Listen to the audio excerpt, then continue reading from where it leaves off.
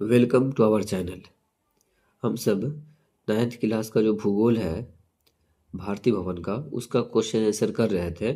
और इसका जो 6 नंबर चैप्टर है जनसंख्या, इस चैप्टर का हम सब अति लघु उत्तरीय प्रश्न तक पिछले वीडियो में कंप्लीट कर चुके हैं। आज हम सब लघु उत्तरीय प्रश्न को कंप्लीट करेंगे और उसके अलावा जितने भी चैप्टर हैं उन सभी को हम सब पहले कंप्लीट करे हुए हैं, तो आप प्ले लिस्ट से जा करके उन सारे वीडियो को देख सकते हैं। चलिए हम सब आज का क्वेश्चन आंसर करना स्टार्ट करते हैं। तो जो लघु उत्तरीय प्रश्न है, इसका पहला प्रश्न है, जनशक्ति किस प्रकार महत्वपूर्ण है, स्पष्ट करें। तो इसका आंसर आप यहाँ पर देख सकते हैं। यहाँ पे लिखा है कि जनशक्ति ही प्राकृतिक संसाधनों का विवेकपूर्ण उपयोग करती है। ज्ञान विज्ञान और विकसित तकनीकों का उपयोग कर जनशक्ति को अधिक प्रभावशाली बनाया जा सकता है। तो ये पहला क्वेश्चन का आंसर है यहाँ तक। उसके बाद 2 नंबर क्वेश्चन है कि भारत में जनसंख्या वृद्धि के प्रमुख कारणों पर प्रकाश डालें। तो इसका आंसर है कि भारत में जनसंख्या वृद्धि के जो प्रमुख कारण है वो लिख सकते हैं, निम्नलिखित है। और कुछ पॉइंट आप नोट कर सकते हैं, जैसे कि मानसूनी, निम्नलिखित लिख करके पॉइंट नंबर 1 में हम सब लिख लेंगे मानसूनी जलवायु। उसके बाद है चिकित्सा में सुधार की जो कमी है वो एक जनसंख्या वृद्धि के कारण है। उसके अलावा और भी लिख सकते हैं, जैसे कि एजुकेशन की कमी, गरीबी, ये सब भी इसके कारण के अंतर्गत आ जाएगा। 3 नंबर क्वेश्चन देखें। 3 नंबर क्वेश्चन है कि भारत में जनसंख्या की वृद्धि से उत्पन्न किन्हीं 2 समस्याओं का उल्लेख करें। अब जो जनसंख्या में वृद्धि से कुछ समस्याएं उत्पन्न हो रही है, तो वो समस्याएं क्या है उसका जो है उल्लेख करना है। तो इसका जो उल्लेख है वो इधर देख सकते हैं आप कि सामान्य जन स्तर में गिरावट, मतलब जन स्तर जो है उसमें काफी गिरावट हो रही है और बेरोजगारी जो है वो बढ़ रही है। 4 नंबर क्वेश्चन है कि भारत की जनसंख्या वृद्धि की विशेषताएं बताएं। तो इसका आंसर लिख सकते हैं कि भारत की जनसंख्या वृद्धि की विशेषताएं निम्नलिखित है। और ये पॉइंट नोट कर सकते हैं आप, जैसे लिखा हुआ कि युवा शक्ति, विशेषता ये है युवा शक्ति, मतलब भारत में 58% जो है वो युवा है, 60% के आसपास से। उसके बाद आर्थिक संसाधनों का विकास, आर्थिक उद्योग में विकास, ये सब अलग अलग पॉइंट जो है बना सकते हैं यहाँ पे हम सब। 5 नंबर क्वेश्चन है, भारत में जनसंख्या के घनत्व की प्रादेशिक भिन्नता की विवेचना करें। तो आंसर है 5 का कि भारत के भूआकृतियों में भिन्नता के कारण जनसंख्या घनत्व भिन्न भिन्न पाई जाती है। पर्वतीय व मरुस्थलीय भाग में कम तथा मैदानी भाग में अधिक जनसंख्या मिलती है। तो ये 5 नंबर क्वेश्चन का आंसर है। 6 नंबर जो क्वेश्चन है वो कह रहा है कि भारत में युवा वर्ग के लिए सरकार को विशेष नीति बनाना क्यों आवश्यक है।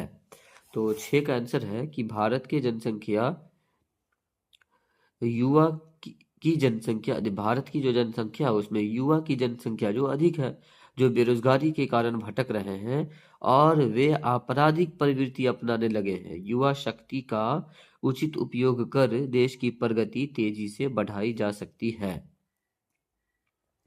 तो ये 6 का आंसर है। 7 नंबर क्वेश्चन देखें। 7 नंबर क्वेश्चन में कह रहा है कि इन पर टिप्पणियां लिखें। क्या है?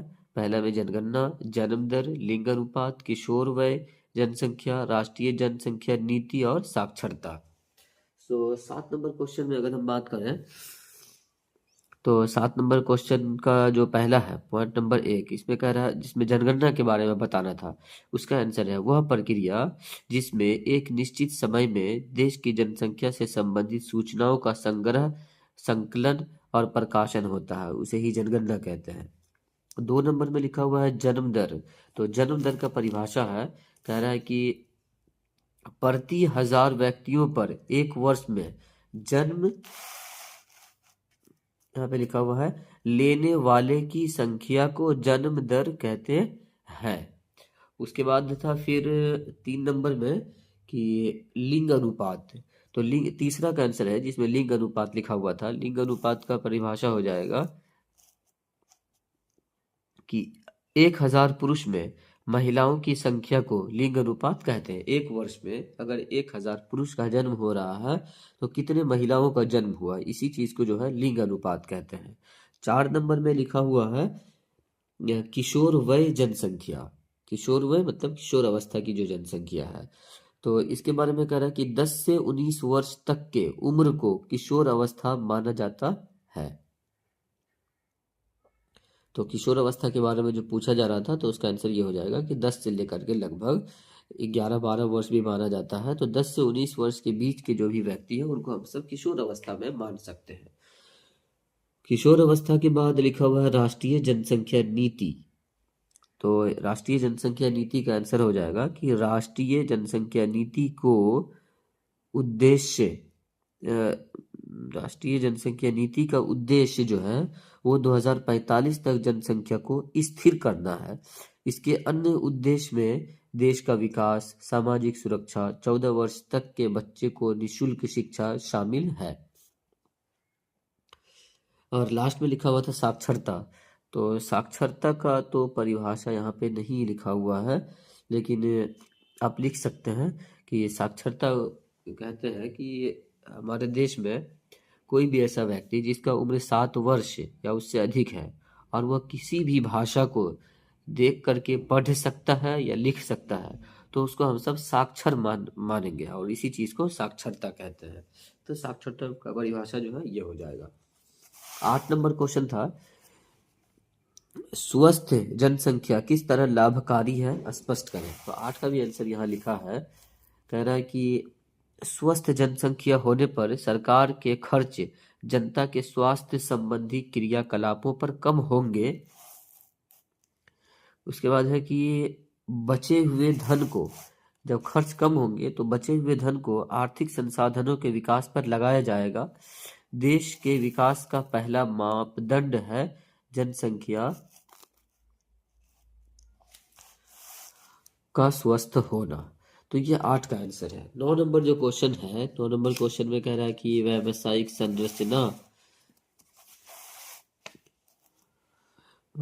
संरचना और विकास के बीच क्या संबंध है। तो इसका आंसर तो यहाँ पे नहीं लिख सके हैं, तो आप स्क्रीनशॉट ले सकते हैं। और उसके बाद 10 नंबर क्वेश्चन है 2001 की जनगणना के अनुसार साक्षर व्यक्ति कौन है।